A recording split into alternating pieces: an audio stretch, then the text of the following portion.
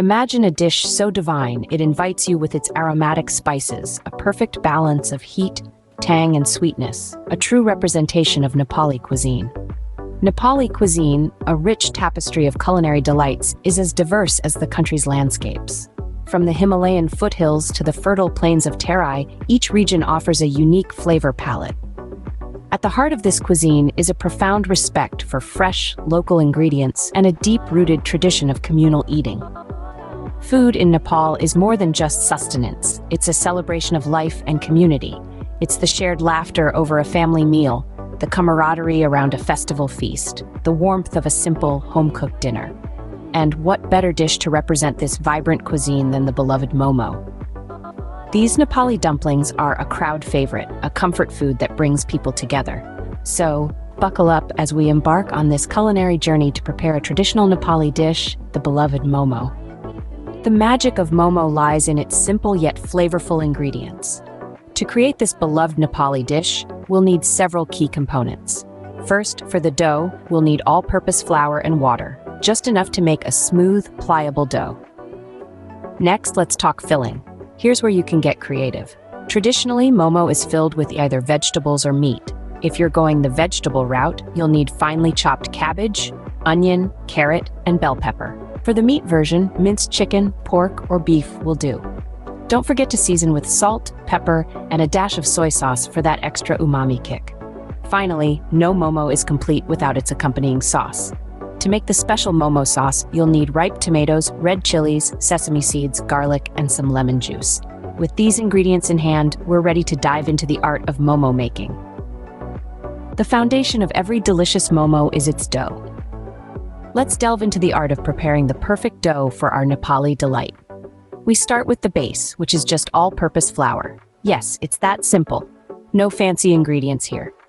Pour the flour into a large bowl, creating a small well in the center. This well is where our water will go. Now the water must be warm, not hot, not cold, just warm. This is the secret to a soft yet firm dough. Pour the warm water into the well of flour, little by little. As you do this, use your other hand to gradually mix the flour and water together. The dough should not be too hard or too soft. It's all about balance. The texture you're aiming for is smooth and elastic. You'll know you've hit the sweet spot when the dough bounces back upon being poked. Once you've achieved the right consistency, it's time to knead. Kneading is not just about mixing, it's about infusing the dough with air, making it light and fluffy. So, roll up those sleeves and get kneading. Use the heel of your hand to push the dough away from you, then fold it back over itself and repeat. Do this for about 10 minutes. Yes, it's a bit of a workout, but the results are worth it. After you've kneaded your dough to perfection, cover it with a clean, damp cloth and let it rest. This is an important step. The dough needs to relax, just like we do after a good workout.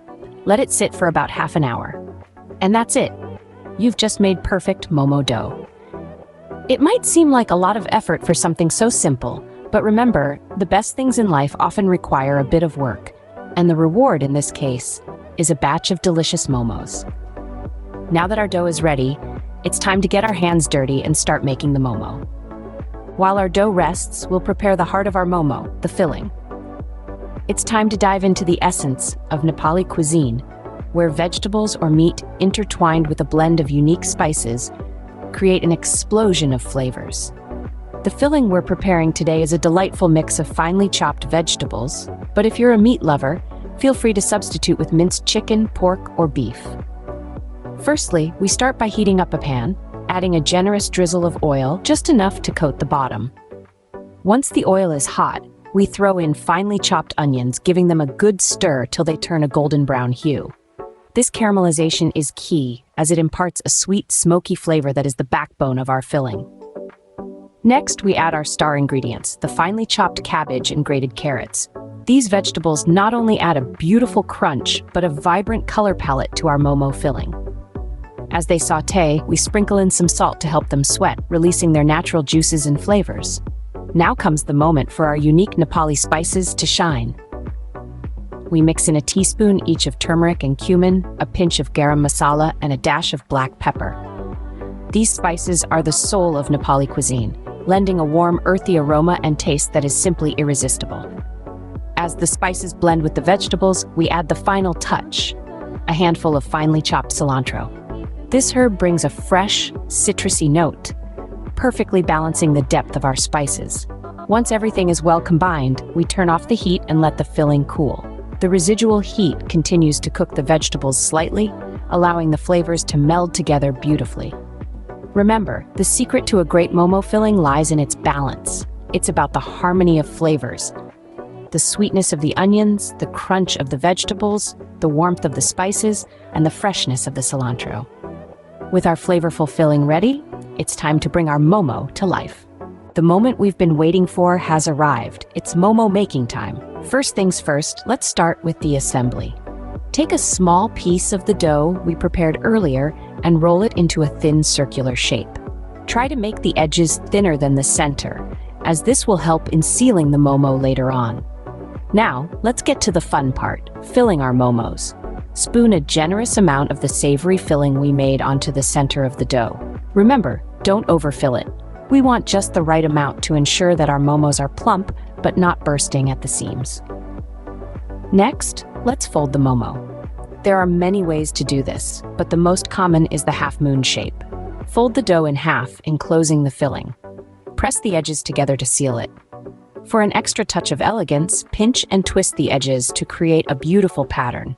This not only makes the momos look more appetizing, but also ensures a tight seal. Now, it's time to cook our momos. For this, we'll be using a steamer. If you don't have one, don't worry. A large pot with a tight-fitting lid and a heat-proof dish inside can work just as well. Place the momos on the steamer tray, ensuring they don't touch each other. We don't want them sticking together. Cover the steamer and let the momos cook for about 15 to 20 minutes. The dough will become translucent, revealing the delicious filling inside. That's when you'll know they're ready.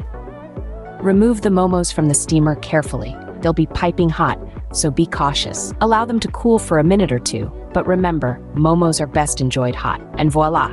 Our mouth-watering momos are ready to be devoured. The smooth, delicate dough, combined with the flavorful filling, creates a symphony of tastes that is hard to resist. So, don't wait any longer, dig in and enjoy. The journey of creating these delightful momos has been an adventure in itself. We've taken a deep dive into the heart of Nepali cuisine and emerged with a dish that's as delicious as it is comforting. Let's take a moment to recap the steps we've taken on this culinary expedition. We began with the introduction to the world of Nepali cuisine, a realm rich with flavors, textures, and techniques waiting to be explored. We set our sights on the iconic momo, a staple of Nepali food culture, and embarked on our quest to recreate this beloved dish. Remember the ingredients we gathered? The flour, water, and a pinch of salt that formed the basis of our dough. Simple, yet essential. The importance of this step can't be overstated, for it's the dough that forms the envelope, the carrier of flavors encasing the filling.